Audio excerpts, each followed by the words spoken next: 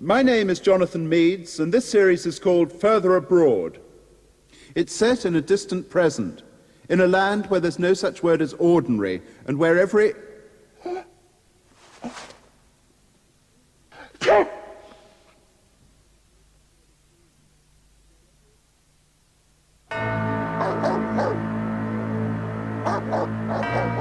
Steady, Prince. Steady, boy.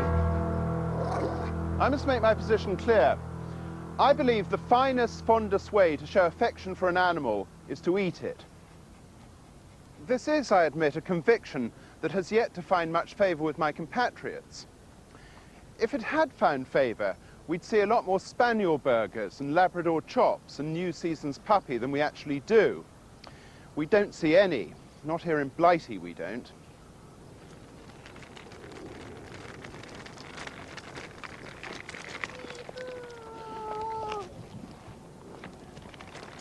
We've been granting Dog this special status as man's best friend, and what do we get in return? We get nothing. Pooch does not deliver. It's time that he took redundancy.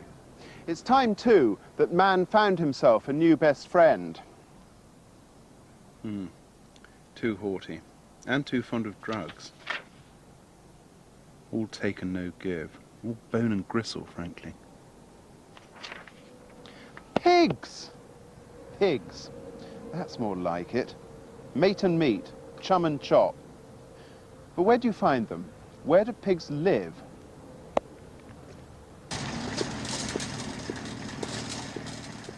Pigs live in supermarkets. Posthumous pigs, that is. Pigs who suffered their fatal accident and are now graced with a new name, pork.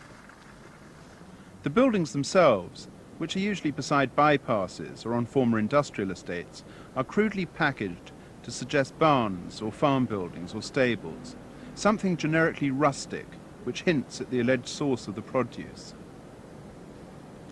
But the way pork is packaged is designed to disguise the source of the meat, to make us forget that it was once animal. There occurs such a massive transformation between pig and pork that it's possible to envisage a future when the majority of pork's consumers will be ignorant of its origins as a quadruped. These shapes might form the jigsaw of absolutely anything. They're sops to our thin-skinned consciences. Both object and name assist forgetfulness.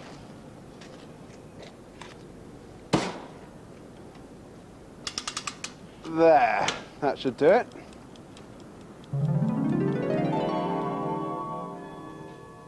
Old-style butchers did not go in for euphemism. A dead animal is a dead animal, and that's that. Its carcass sits alongside a tiled representation of how it was when it was alive. No doubt this candour fails to suit our predominantly suburban sensibilities. Maybe that's why so much public money has been devoted to closing these places.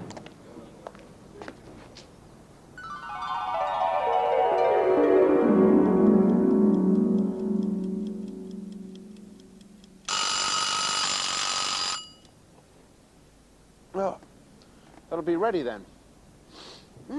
Smells good. Magic. That's my boy. A pet that's fit for the pot. You can coo at him, you can chew at him. The pig's reputation is in need of rehabilitation. Pig abuse is an entrenched tradition. But if any creature is forced to wallow in its own excrement, it'll be bound to be filthy. They're so often subjected to squalor, they're reckoned squalid. Pigs have a bad name. No wonder the 79.9% of policemen who are straight as the day is long object to being called pigs. Equally, 100% of pigs object to having their name attached to the rotten apples. We must distinguish between what's done to them and what they are. The only living creatures who humans routinely mistreat to the extent that they mistreat pigs are fellow humans. And here is the key to our pigism, to our negligent speciesism. We find it difficult to respect an animal that so surely reminds us of ourselves. Omnivorous, accommodating, hairless, prone to sunburn, with a strong facial resemblance. The buildings that pigs live in are a measure of the esteem or contempt in which they are held by humans. This has been far from consistent. Pigs have lived in palaces. More usually they haven't. More usually we can see that pigs are reckoned to be close to the bottom of the pile. The message to pigs is clear: you're not worth bothering with.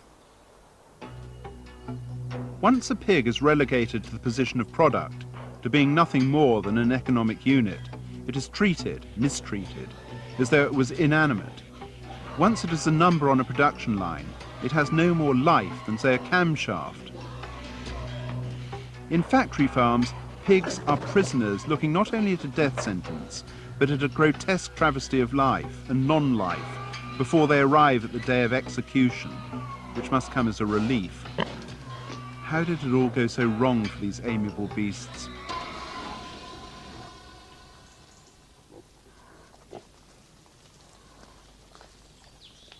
The enclosure of common land between 1760 and 1860 didn't help. This mass theft in the name of agrarian progress killed off small holdings. And it deprived the pig, the domestic familiar of the rural peasantry, of the terrain where it had rooted down the centuries. One of the few areas of England where small holdings are still the norm is the New Forest. Here, commoners may exercise rights of pannage and mast. That is, they may allow their pigs to wander and to feed off acorns and beech nuts on common land. This is pig paradise, and it's pretty heavenly for humans too. The contemporary squeamishness about eating animals, which have been our familiars, derives partly from our no longer inhabiting houses which might also accommodate pigs. Come on, Rosie. Our animal familiars now are nothing more than pets. In the past, the roles of the pig were not mutually exclusive. Every cottage had a sty. The English today have a problem with the sources of meat because they are mostly dislocated from them. These commons round the perambulations of the New Forest are among the few remaining places in Britain where the ramshackle beauty of the working country is diminished by neither tourist board prettification nor agri-biz uglification. And at the centre is the pig. Of course, pigs don't have to have access to common land in order to lead dignified and fulfilling lives before they're eaten. This one lives in chaotic, if picturesque, circumstances in what used to be the solitary confinement block of a German POW camp. Once a sty. Inventive improvisation is to be found wherever small-scale pig farming is practiced. On allotments, say, or, in this case, in former cottages.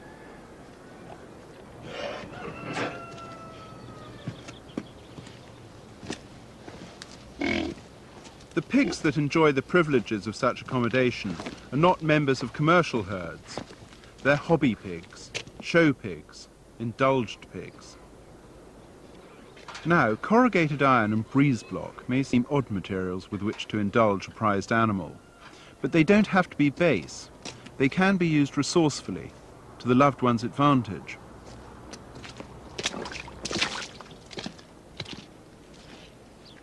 I've had very good success at Sean. The first pig I shoed was a boar down at Gloucester, NPBA Sean Sale. And I've also gone on from there to the South Suffolk, the Royal Norfolk, Royal Show, the Great Yorkshire and the East of England, with many prize winners from all the shows. I've also had 2 winners in the Pig of the Year round. My son Paul, he's helped me now with the pigs for Sean. He also last year he's taken the first pig on his own. He's also beaten me in the ring as well. As people which show pigs with me, other farmers and that, have said that he's going to be a hard man to beat in years to come.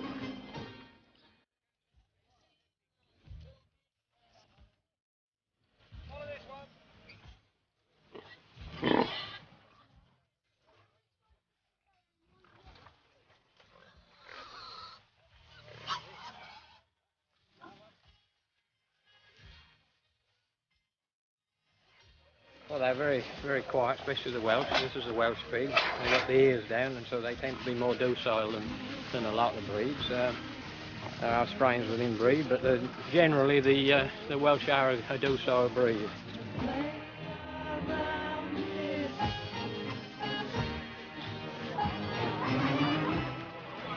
But they live normally, they're on straw. I don't, you know, I'm an old-fashioned farmer. I like to keep mine in old farm buildings on straw. The large blacks mostly we put them outside because if you put the large blacks inside, they lose the colour. They go pink colour.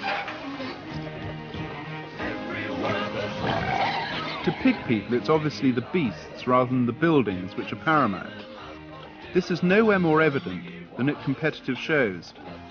Pigs are groomed, they're washed, spruced up, anointed with pig oil, which is the porcine answer to baby oil, or to the bottled tan, beloved of beauty contestants.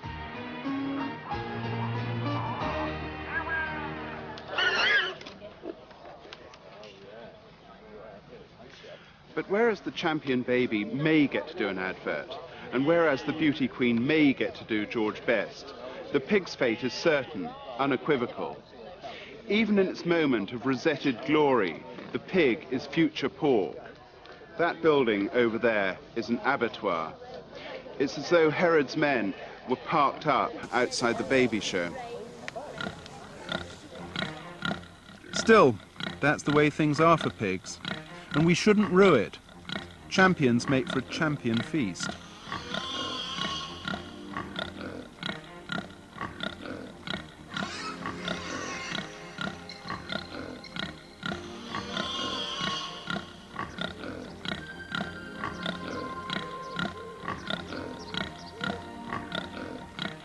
After the enclosure of common land, pigs gradually ceased to be domestic animals kept by cottagers. Because they could be fed on the waste of dairy processes, they became an essential part of the ecology of large-scale farms, typically those of the aristocracy. The model farm, which bears a striking resemblance to the 00 scale miniature cast in lead, remains a sort of ideal of the farm, even though we know it's technologically redundant, even though it was always atypical. Such farms are associable with the beneficent treatment of animals. Sure, they're going to be slaughtered, murdered, sent in, whatever the euphemism is, but that's no reason to make their life miserable.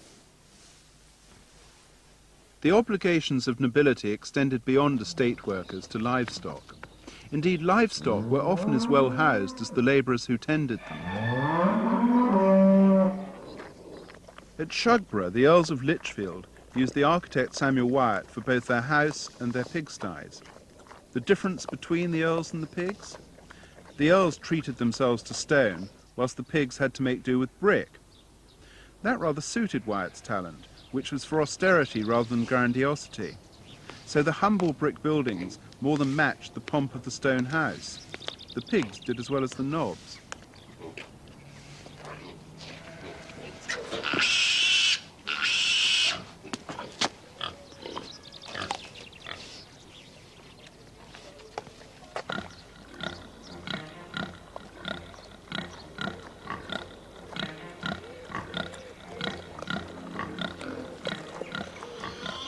What a delight it must be to live as a pig in such a park.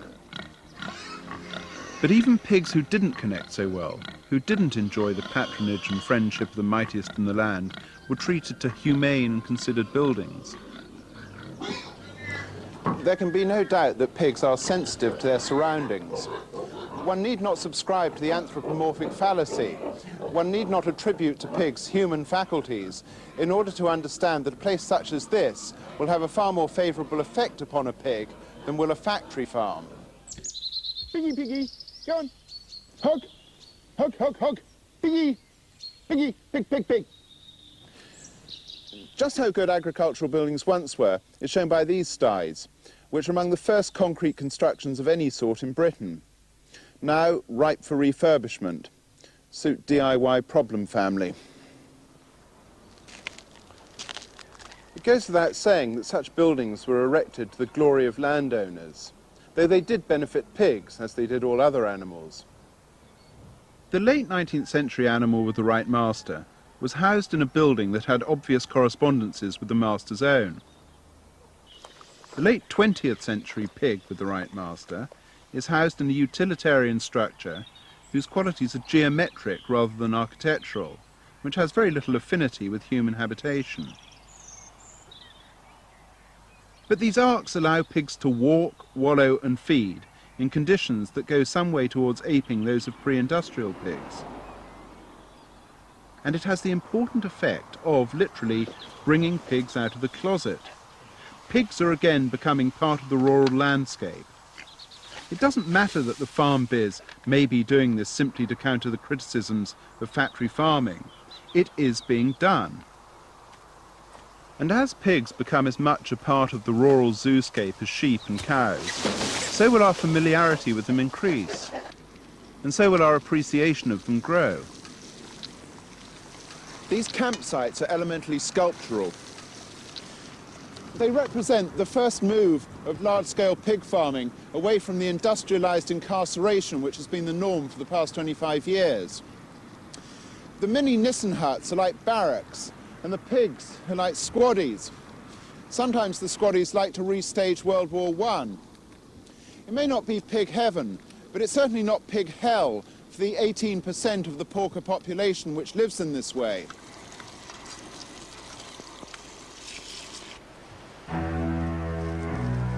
It's time for action. I'm going to extend the hand of friendship.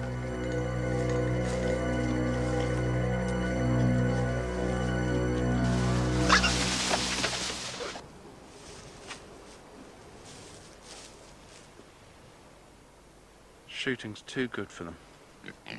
How exactly did dogs manage to ingratiate themselves whilst pigs were left at the bottom of the bestial pecking order? Whenever some hideous dog bites a child's face off, a grotesque crew of dog people are on hand to defend the creature's right to graze on whatever flesh it wishes. The English are sentimental about dogs, just as they are about royalty. Maybe this is because both dogs and royalty are other. They inhabit parallel worlds, pampered and inarticulate. Ooh, isn't she radiant? You all say of this or that princess. Oh, isn't he clever? You say of this or that dog. You invest both with qualities they improbably possess. You worship them. You take advantage of us because we're so easygoing. If we were aggressive, like dogs... Oink!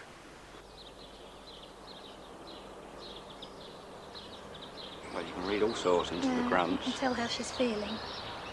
I mean, she'll communicate quite well. I would say perhaps more than a dog. She's more vocal, isn't she? Yeah. She's got a greeting grunt. And she calls when she wants us from her pen.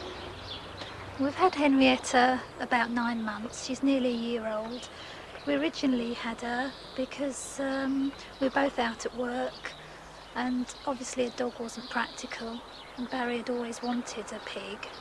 We did investigate what type of pig, if there was any, that would be practical, and we found that there were miniature pot-bellied Vietnamese pigs. We've got her for about 18 years now that we have got her, which is the life expectancy of a dog, basically. So, in comparison, I would say that a pig is a lot friendlier as well.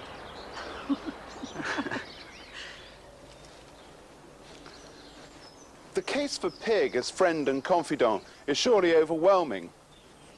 The Vietnamese potbelly has enjoyed a certain vogue recently, but it's a popularity which I think misses the point, for the potbelly's no good for eating, at least it isn't when it gets to that size. In the East, they're habitually eaten when very young. The potbelly is not the only exotic breed to have been introduced to Britain in recent years. Our primary object for bringing the coonies into the country was the fact that they're a very endangered breed. There's probably only 700 left in the world, and they all exist in New Zealand. Now, we were very worried that if a disease occurred, that the population would be wiped out. So therefore, we decided to set up a nucleus herd in this country. Plus the fact we thought how attractive and unusual looking they were, and And it'd be really nice to get some back in the UK, and that's basically it, really.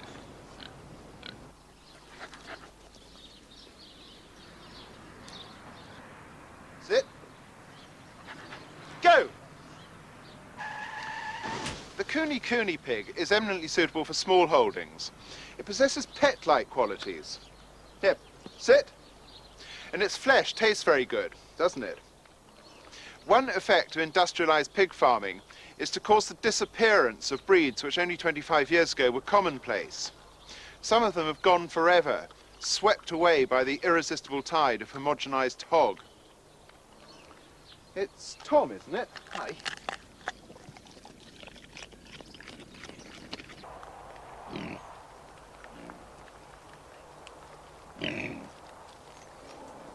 Old spots, blacks, Tamworths, saddlebacks such as these are native British breeds whose survival is by no means guaranteed. They're not, fortunately for them, in favour for industrialised rearing. This is because their meat is supposed not to appeal to the supermarket buyer. It actually tastes of something. The monolithic food chain has much to answer for. Just try to imagine a world in which the pig is once again returned to its rightful place.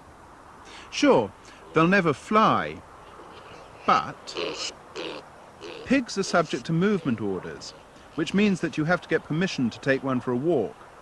They're denied the basic rights that dogs enjoy, even though they're much less of a public health threat than dogs whose feces can blind. No dog, though, ever got a kennel as sumptuous as this sty on the North Yorkshire coast. It's a veritable temple to the pig and to pork. Come on, come on, come on. There you are. Come on, come on, Porkies. Come on, come on, come on. Pork's reputation is hardly better than that of pig. Undercooked pork can give you worms, but it's much more likely merely to cause indigestion or nightmares. The painter Fuseli deliberately ate raw pork in order to induce lurid dreams. It's dream time, piggy. It's dream time. This little piggy went to market. This little piggy stayed at home. This little piggy had roast beef. And this little piggy had none. And this little piggy went all the way home.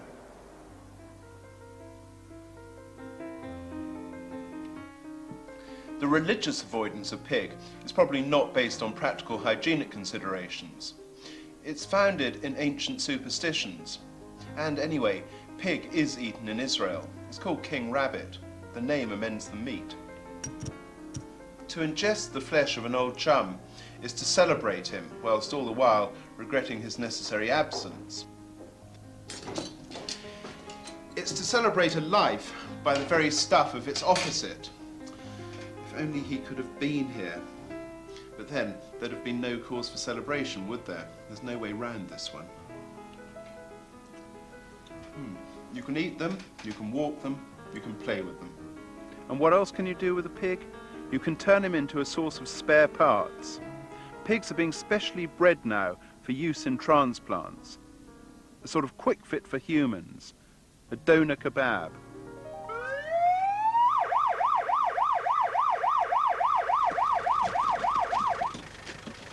Pigs who are preparing for this greatest of all sacrifices are cosseted by Hippocratic swineherd in high-tech labs. They shouldn't be. They should be living in a sty like this. It's not only a Gothic reminder that transplants, especially transgenic transplants, are a form of benevolent Frankensteinism. It's also, amazingly, situated in the grounds of a Scottish hospital, so it's appropriate on both counts.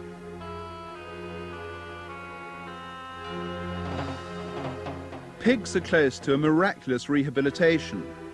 If they can save our lives, we will revere them. We will worship them before they die for us. Cirrhosis? Here's a liver so that you can drink again another day. Angina? No problem. Every pig is eager to give its heart so that it can re-enter the heart of the family.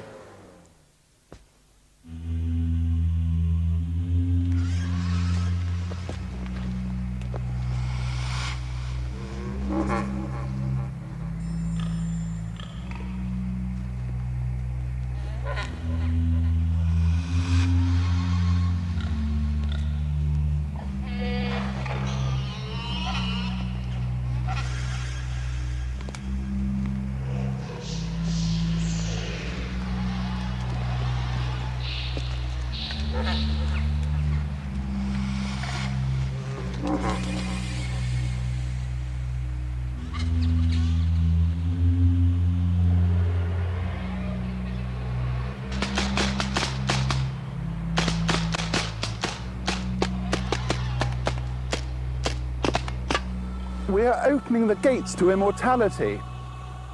And the beauty of it is that we're doing it with the pigs' consent. Treat them well and they'll treat us to a new pair of lungs. They honestly don't mind.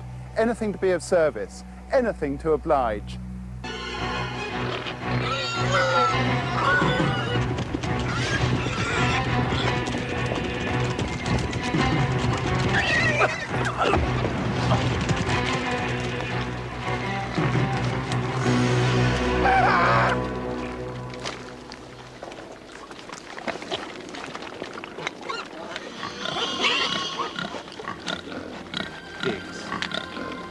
Meat and meat. Pigs. Chum and chop. Pigs. Meat and meat. Pigs. Chum and chop.